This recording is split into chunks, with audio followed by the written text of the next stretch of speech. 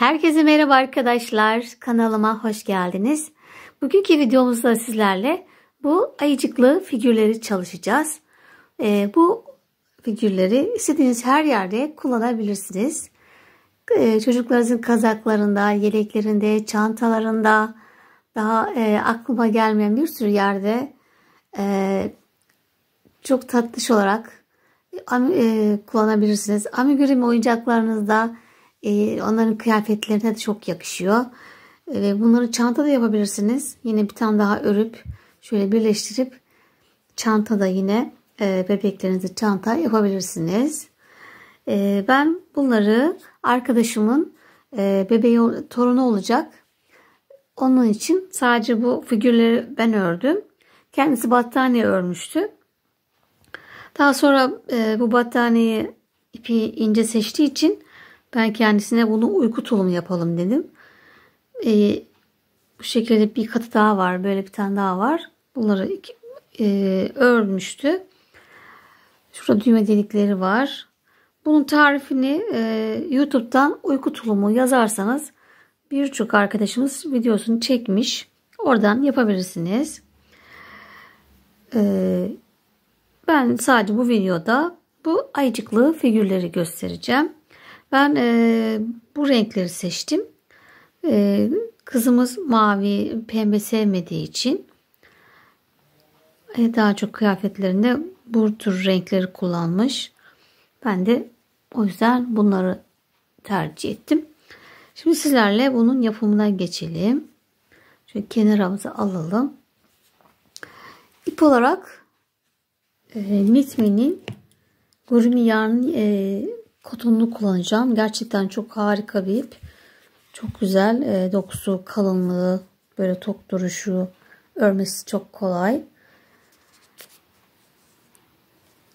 İstediğiniz her türlü kotonla yapabilirsiniz. Bugün bunlarla çalışacağım. Bunlar da 50 gram 130 metre Knitme'nin Gurumi ipi. Bize tabi çok az gidecek. Ama böyle çok ben mesela bunu bitiremedim bile. Bu battaniyedeki ayıcıkları yumağım daha duruyor yani.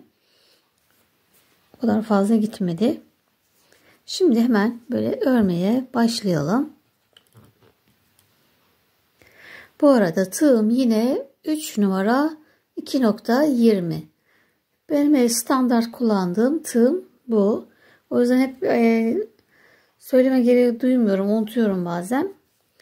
Şimdi sihirli halkayla başlayacağız. Ben ikili yapıyorum biliyorsunuz. Tekli de yapabilirsiniz ama o zamanla böyle kayıyor. Hoş bir şey olmuyor. O yüzden her zaman garanti olsun diye ikili olan yapıyorum. Yani orta parmağıma 2 kere doluyorum. 2 kere doladım. Tığım içinden geçiriyorum. Ve ipimi bir tane sık iğne yaparak sihirli halkamı sabitledim.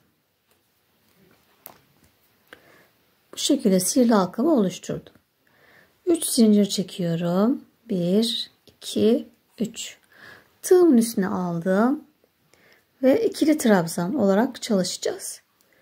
Şimdi toplam bu zincirle beraber 12 tane ilmeğimiz olacak.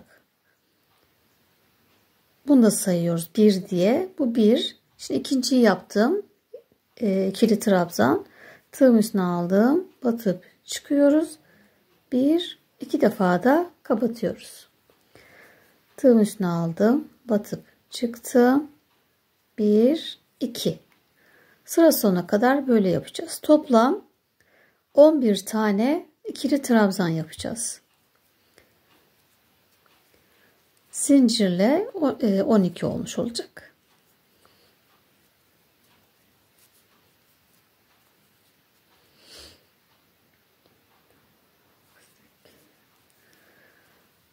Dokuz, 10, 11 ve 12. Zincirde saydım 12. İpimi çekiyorum. Ve çektiğimde gelen ip ışını çekeceğiz.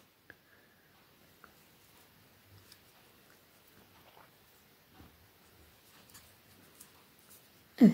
Şimdi normal ipimizi çekebiliriz. Ve yuvarlağımızı oluşturduk. Birinci sıramızı bitirdik. Hemen zincirimin içine batarak ilmek kaydırdım. Birleştirdim.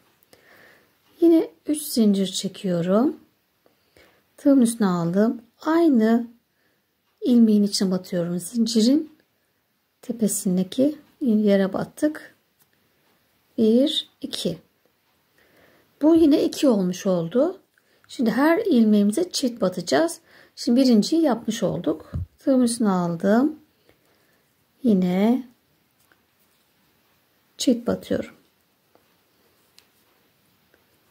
Tekrar ikili trabzan. Bir ilmeğin içine 2 tane ikili trabzan. Bu şekilde sıra sonuna kadar hepsine çift batalım.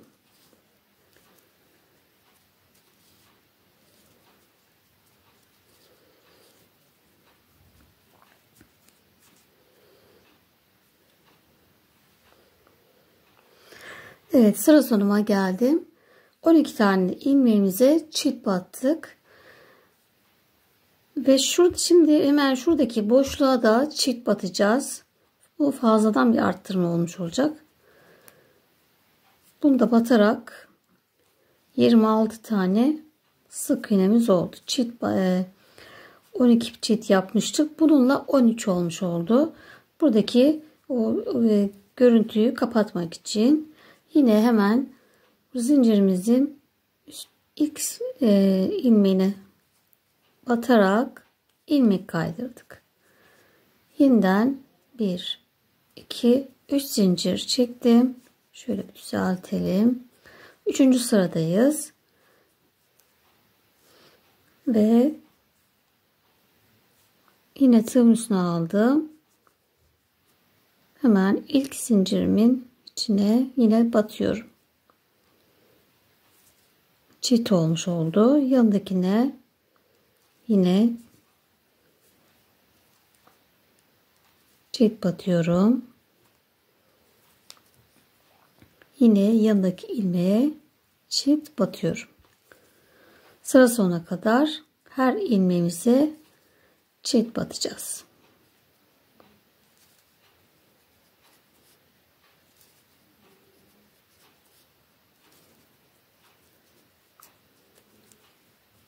Bu şekilde çift yapmaya devam edelim sıra sonuna kadar.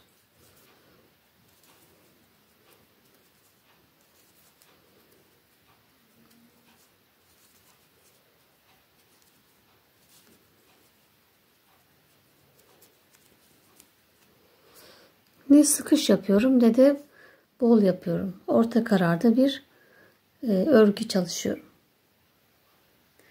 Evet, sıra sonuma geldim ve toplam 26 tane çift batmışım. Yani şu şekilde sayıyoruz.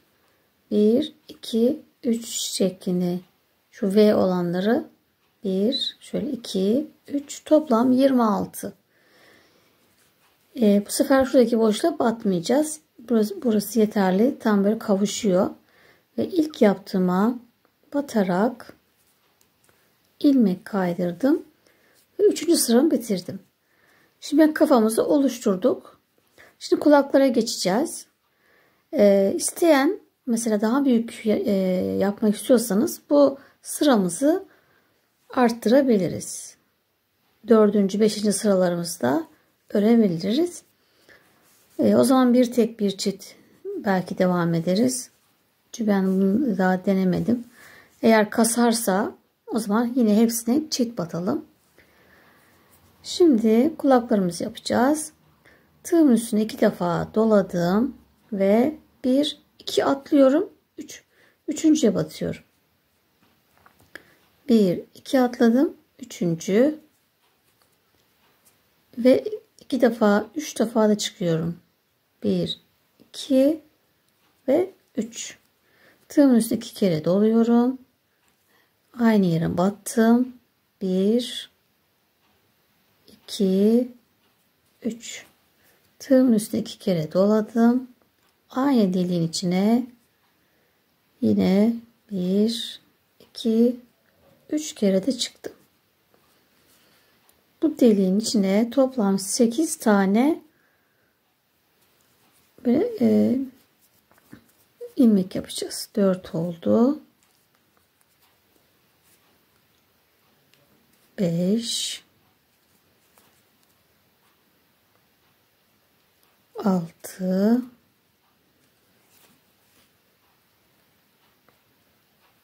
7 ve 8 tane ilmeğimi yaptım. 2 ilmek atlıyorum. Şuradaki hemen yanındaki 1, 2, üçüncüye batıp ilmek kaydırdım ve buraya kulağımı birleştirdim. Şimdi bundan sonra 8 tane ilmek kaydıracağım. Bunu saymıyorum. Bundan sonra 8.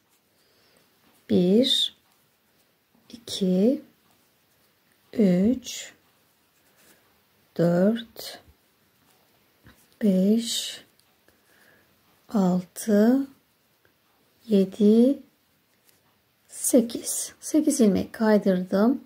Yine tığımı 2 kere doladım. 2 tane atlıyorum. 1, 2 atlıyorum. 3. ilmeğin içine yine toplam 8 tane ilmek yapıyoruz. Yine 3 defa da çıkıyoruz. 2 kere doladık. Aynı dilin içine 1, 2, 3 kere de kapattık. Bunu yine 8 tane yapalım. 3 yaptım. 4, 5, 6,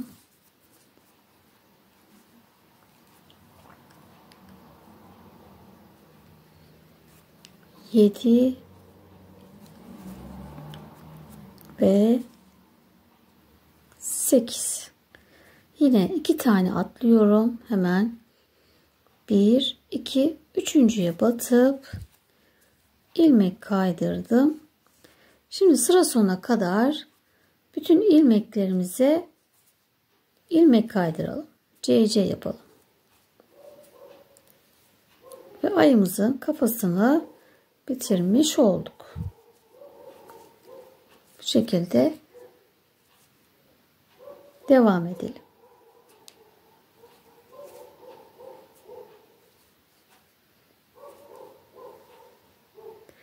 Evet, sıra sonuma geldim. En son şu kulağımın da içine battım. Şimdi bu ipi arkaya çekeceğim. Şöyle çok şey yapmadan tığımı arkadan geçiriyorum. İpi bu tarafa çektim. Bir zincir çekip ipimi kesiyorum.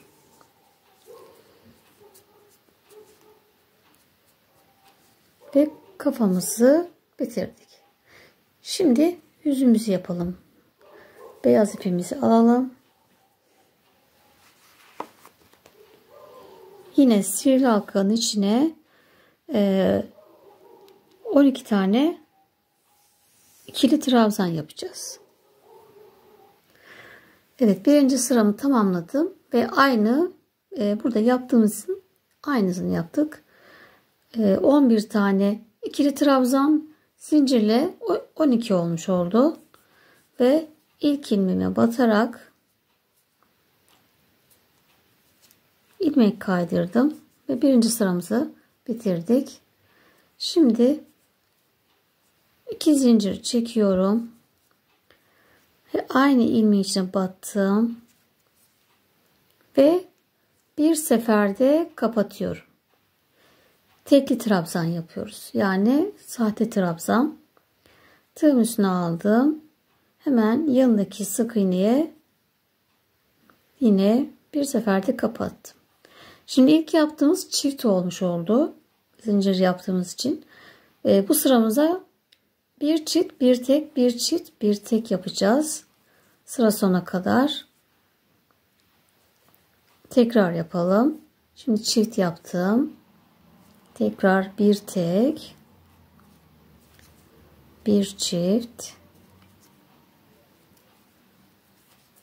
bir tek. Şöyle bir daha göstereyim. Bir tek, bir çift, bir tek, bir çift, bir tek, bir çift, bir tek, bir çift, bir tek ve en son yine şuradaki boşluğumuza, zincirin yanındaki boşluğa da çift yapacağım. Burası güzel gözüksün, kaba durmasın diye. En son çiftle bittim ve yine ilk ilmeği batıp ilmek kaydırıyorum ve bitirdik. Bu kadar. İki sıra yapıyoruz.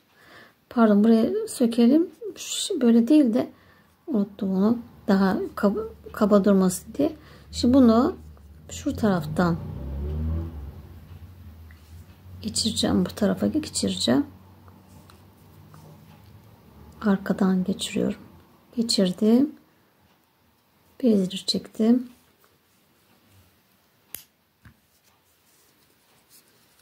Evet. Daha yumuşak bir geçiş oldu. Orada sertlik oluyor çünkü. Evet. Bu da hazır. Şimdi burnumuzu işleyip dikeceğiz. Evet. Siyah ipimizi ucu küt iğneme taktım. Şimdi ortadan iğnemi geçiriyorum. Şöyle biraz, çok az, şöyle uzun bıraktım. Şöyle elimden de bu tarafa doğru tutuyorum. Şimdi şurada çift olan şu V şeklindeki çiftin şu kutucuğumuza yapacağım. Şöyle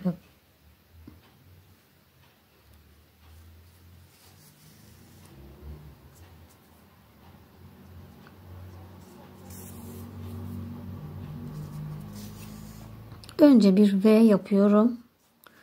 Sonra üçgen yaptım. Evet, burnumuz bu. Şimdi burayı dolduracağım. Ortadan girip beyaz boşluğu dolduralım.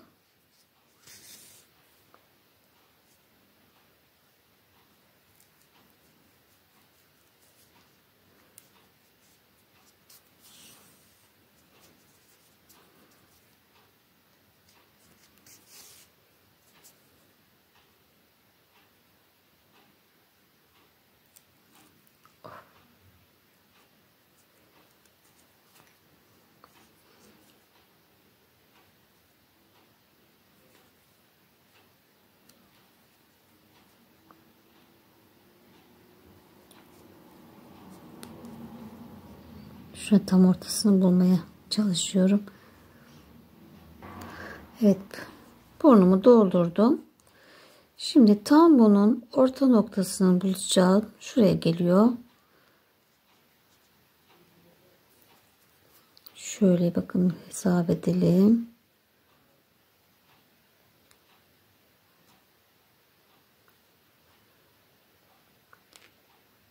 Kayabiliyor çünkü.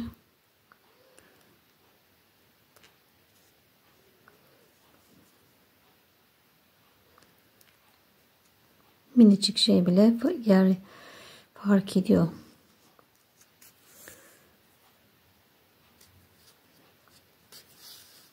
Evet, bu şekilde yaptım. Şuraya da tekrar bir doldurayım.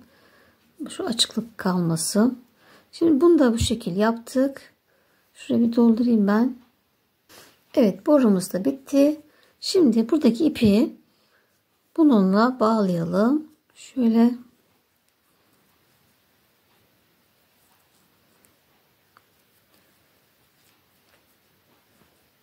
defa bağladım ve şöyle kesiyorum. Fazlalıkları da kesiyorum. Bunlar dikerken içeride kalacak. Bu şekilde hazır. Bunu da şimdi buraya dikelim. İplerimi ayarlayayım ve bunları da dikeceğiz. Evet, sıra geldi. Yüzümüzü dikmeye. Ağzımızın yüzünü dikiyoruz. Şöyle şuradaki ikinci sıranın tam üzerine gelecek. Yani birinci sıranın aslında şöyle. Bu birinci sıra.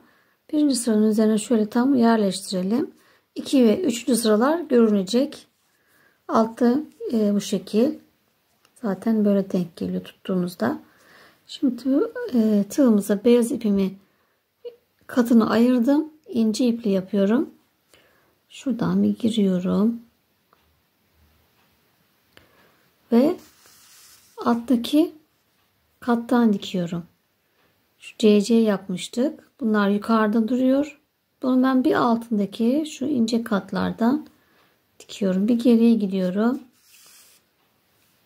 Bir ileriden çıkıyorum. Alttaki katlardan.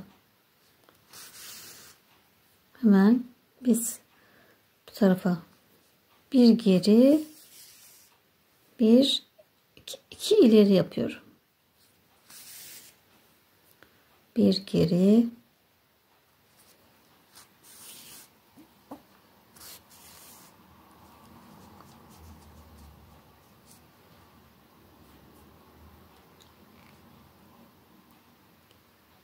iki ileriden çıkıyorum.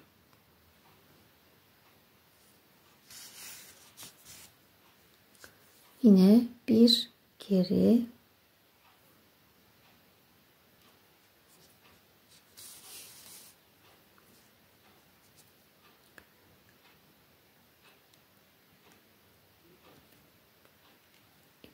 iki ileriden.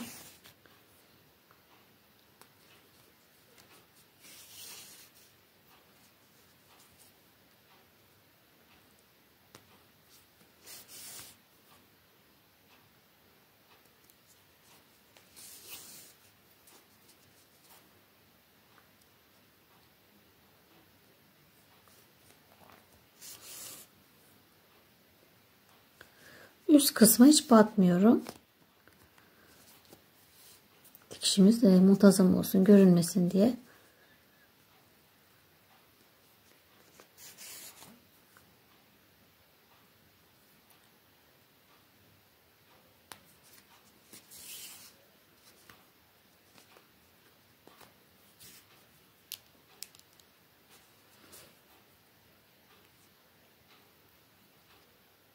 Ve sıra sonuma geldim.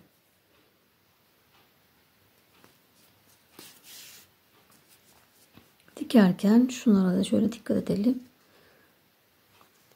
Düz bir görüntü olsun.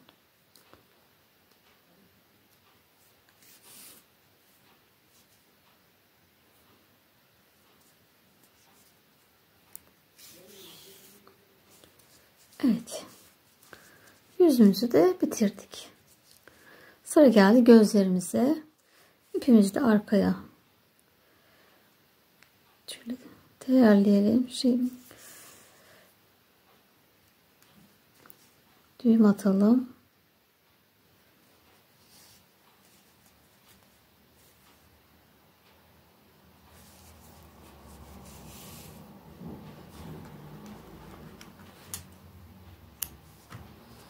Evet, hemen gözlerimizi yapalım. Evet, siyah ipimi taktım ve biraz kalın bir ip. Yani ne çok kalın ne de az ince bir ip. Orta kararda. Şimdi şuradan bir yerden giriyorum. İç kısımdan giriyorum. İpimi de yine şu şekilde tuttum. Arkaya tutturdum. Şimdi buraya yapacağız. Tohum işi yapacağız. Şimdi bunun içine iğnemi şu şekilde tutuyorum. 1, 2, 3, 4 kere doladım. Hemen yanındaki sık iğneye dibine batıyorum.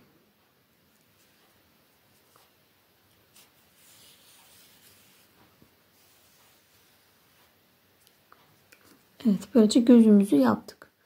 Yuvarlak bir göz çalıştık. Şimdi bunun hemen karşısına gidiyoruz. Şuraya 2, 4, 6 tane atladım. Şu 7.'nin içine batıyorum. Alta.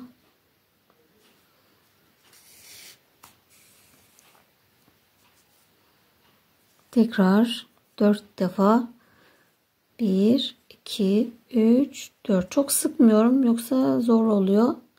Hemen yanındaki ilmeğin dibine batıyorum.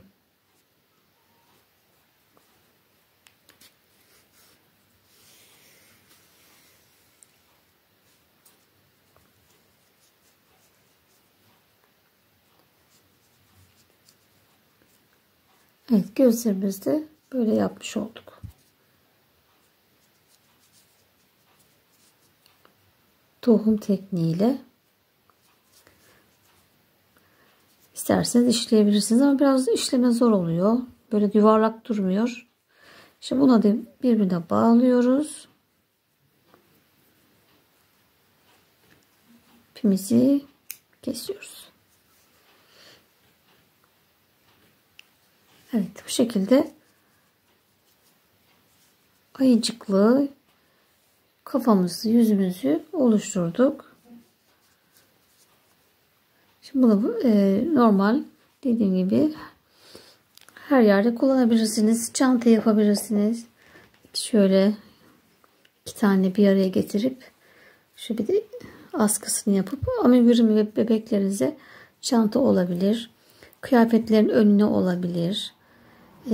Her yerde kullanabilirsiniz. Battaniyemize bu şekilde ben bunları böyle yerleştirdim. Önce silikonla bir yapıştırdım. Kolay dikeyim diye. Orta kısımdan yapıştırdım. Daha sonra da diktim. Elimle de diktim. Dikiş işlemi de yine aynı şu yüzde yaptığımız gibi üstteki ilmekleri değil şu alttakilerden batarak dikişimi gerçekleştirdim. Böyle güzel temiz bir çalışma oldu. Kulaklarını ellemiyorum. Böyle normal dursun diye. Oraları yapmadım. Kabarık dursun diye. Ve bu şekilde de yerleştirdim. Biraz daha uzatalım. Şimdi de alt parça var. Alt parçayı da serelim. Evet, şimdi bu battaniyenin boyu, eni göz kararı yapılmıştı. Şimdi bunun boyu şöyle 88 santim. Eni de şurada 50 santim. Yani bu o şekilde arkadaşımız yapmış. Göz kararı yaptık. Hani bu yeterli diye. Bu şekilde bunları üstüne koyacağız. Yanlarda düğme delikleri var. Düğmeleri de yine yeşil ve mor, lila pardon aldık. Şu alt kısmı da dikilecek. Ve şu kafa kısmı da şu şekilde üçgen olarak burası dikilecek.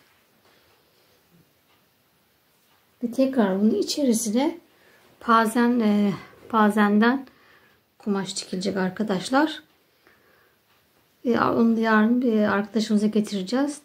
O kendisi dikecek pazeni. Birazdan daha böyle tok kalın bir şey olacak. Ve hem battaniye amaçlı hem tulum amaçlı, uyku tulumu. Bu şekilde güzel bir şey olacak inşallah. Evet. Videomuzun sonuna geldik. Şurayı bir daha göstereyim, belki çok göremediniz sanırım. Burası da bu şekil üçgen olacak kafa kısmı. Şimdi burayı biraz da ben yine böyle elimde burayı da dikeceğim. Daha sonra terziye getireceğiz. O da içinin pazenini çalışacak. Aslında sanırım burayı daha sonra dikilmesi lazım. Bana göre. Pazen ikisi bir. Burası sonra dikilmesi lazım. Ben en iyisi böyle çok ellemeyeyim, buraya dursun. Evet, bu şekilde arkadaşlar. Böyle bu ayıcıkları her yerde kullanabilirsiniz. Biz battaniyemizde kullandık. Yani uyku tulumumuzda böyle hoş oldu. Burada arkadaşımız bazı çay dökmüş. Çıkaramam, bu kadar çıkmış. Biraz tam da öne denk geliyor ama yapacak bir şey yok. Biraz zamanla yıkaya çıkar inşallah. Evet, o da nazarı olsun diyelim. Artık sağlık olsun. Evet. Videomuzun sonuna geldik. Ayıcıklarımızı yaptık. Böyle cici ayıcılarımız oldu. Çok tatlışlar. Yapması da çok zevkli. Hemen 2 günde, gerçekten 2 günde bitirdim bu ayıcıkları. Çok kolay oluyor. Çok zevkli. Sizlere de tavsiye ederim. Evet. Böyle güzel yapın. Farklı yerlerde kullanın. Yeni videolarda görüşmek üzere arkadaşlar. Hoşça kalın.